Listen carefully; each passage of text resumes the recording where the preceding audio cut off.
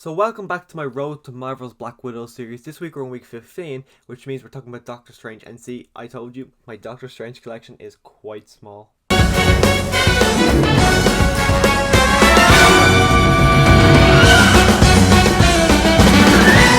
So I remember when this movie first came out, and personally, I didn't really have much hype for it. I don't know if there was much hype around for this movie in general, but personally, the only reason I actually was excited for this was the fact that it was a new Marvel movie. Other than that, didn't really care. I wasn't really that familiar with the Benedict Cumberbatch as an actor. I knew he was Sherlock, but besides that, I didn't really know him because I haven't seen Sherlock. But I think he's great in the role. I think he really is great. I think he's a lot better in the two Avengers movies he's in, but in this movie in general, I like him, but he's not as good as he should be for our leading man. He really does feel way too much like Tony Stark, especially in the first two acts. I just feel like he's just a carbon copy of Tony Stark. So then when I get into the first two Avengers movies, the first two Avengers movies with him, I enjoy him a lot more because he feels like his own character and he feels like someone besides who is not just a copy of Tony Stark. Also, we do have Tilda Swinton in this movie as the Ancient One. Again, this was my introduction to her. I really like her. I was kind of, everyone, remember when it came out, everyone was getting annoyed by the fact that they casted her instead of an Asian man. I was thinking, okay, so if they casted an Asian man, they'd probably be giving out roles in a woman because there's no winning in the scenario. So I don't mind that they chose a woman. It doesn't bother me at all. I enjoy her in the role. She's a very big presence, and you understand that she is the Ancient One. She's able to fully bring that off. I think that works really well. Also, you do have Chiatar Edgeworth, I think his name is. I probably botched that name, but he plays. I'm actually blank on the character's name, but he plays Benedict Cumberbatch's character, Doctor Strange's kind of friend, his mentor throughout this movie, and I think he's great. He's very forgettable in the role, and the fact that I knew he was in it, but I always forgot what he's about in this movie. So besides that, I don't really remember, but he's a phenomenal actor. I thought he was great in the movie. I enjoyed him in the movie, and it's kind of back and forth with not only just Doctor Strange, his back and forth with the Ancient One, and Wong in particular. All those were really good as well. Talking about Wong, you got Benedict Wong. He's very much a standout in this movie. Of course, he's in Endgame and Infinity War. He's got some great moments in those movies with some great lines. But this movie in particular, I just think he's such a standout character. He's so funny, in particular at the end of the movie when Doctor Strange makes a joke and it's kind of dead quiet, and then Wong just pisses himself laughing. Honestly, that made me piss myself laughing. Also, the love interest in this movie is Rachel McAdams. I'm a massive Rachel McAdams fan. My Blu-ray collection of hers is like 5-6 movies deep. I'm a massive fan of hers. I love that she's in the MCU. The kind of downside, the fact that she was in Doctor Strange's, we're probably never going to see her again because I can't see any kind of way that Doctor Strange would go back to her again, just to go and hang out with her again, especially in the multiverse of madness. I can't see any scenario where he goes back to her. Same with the way Thor Ragnarok played out. There was no way Thor was going to go back and see Jane. I can't see any way Doctor Strange would go back and see Christine, I think her name was. So I really enjoy Rachel McAdams, but I'm kind of disappointed that we're never going to see her again in this movie. But her in this movie, I kind of thought she was just kind of a rinse and repeat love interest. Nothing new, nothing original. Just besides having Rachel McAdams there, it would have been very much more forgettable. Okay, and also the villain is Mads Mikkelsen, I think his name is. I'm not awfully familiar with him. I've seen him in Rogue One. I've seen him in Doctor Strange, and I know he plays what's the guy's Hannibal Lecter in the Hannibal Lecter TV series. But in this movie, the villain is bloody forgettable. I knew who he was. I knew his face is destroyed. Completely forgot his name, and even right now I'm blanking on his name, even though I only watched this movie yesterday. His kind of what he wants to do is kind of release Dormammu or something. I don't even know what his exact plan was to do.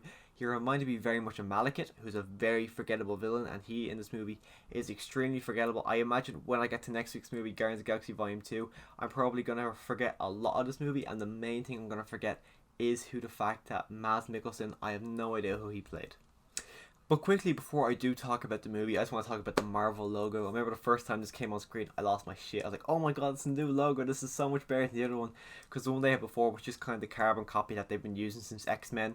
I love that Marvel created their own studios one. Looks great. And then the following year, DC copied it for Wonder Woman. I love the DC one. I go back and forth all the time, which I love more. But I just think the Marvel one is just fantastic. I love the kind of opening Marvel logo credit scene that they gave.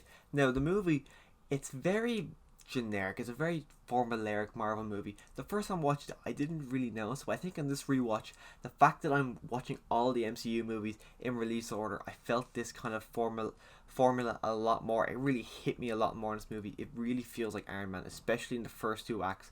I found the first two acts to be such a drag and so boring because it just feels like it's nothing new.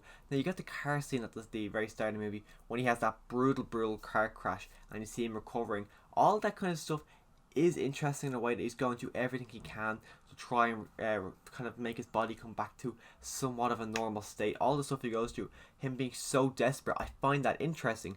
But then when he goes through all the training sequences, learning to become the Sorcerer Supreme, learning how to fight, I just found that very much a boring, generic story. Nothing really stood out to me in that scene at all. As well, the magic in this movie. This is the first magic movie in the MCU. You expect it to be great, but all the magic is, it's just shields, they've got magic whips, and that is it. The magic is so generic, nothing new. I love that in the next two Avengers movies, I keep going back to them because Doctor Strange is so much better in those movies than he is in his own solo movie. But Doctor Strange, just the magic in general, this movie, it's so forgettable. It literally, as I said, it's just the whips and shields, nothing else but those two. But the big standout in the kind of magic realm is the Inception level shit. All the Inception stuff, when the city comes on top of each other to stamp it and all the ground comes around it. It's such amazing, beautiful looking special effects. And I kind of wish I got to see this in 3D. I didn't actually get to see it in 3D originally. But I would love to see this movie in 3D because I just think it would work amazingly in 3D. So this movie reminds me so much like Inception. So I'd say this movie is Inception after Inception happened, but I'd say it's Tenet before Tenet happened.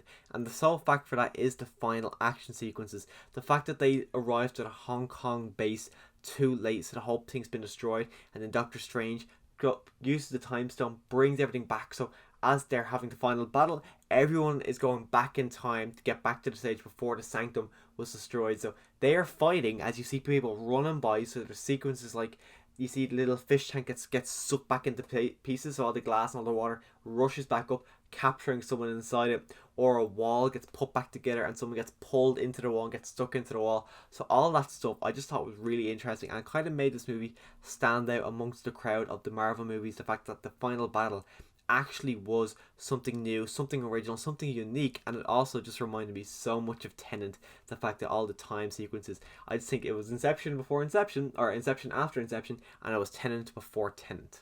One of the jokes I really didn't enjoy was when Doctor Strange, after the Ancient One dies, he puts the cape on and he's ready to go to battle and he's all serious, and this is the moment where our Doctor Strange, the Sorcerer Supreme, has been born and he's about to go, and then the cape starts smacking on the face. I really didn't like that. I was kind of thinking that would be like in the first Thor movie when Thor finally gets the hammer back. He is the god of thunder once more. If something stupid happened, I think this is Doctor Strange's big moment, and they just slapped him in the face with a joke. I really didn't like it. I thought it was really poorly planned.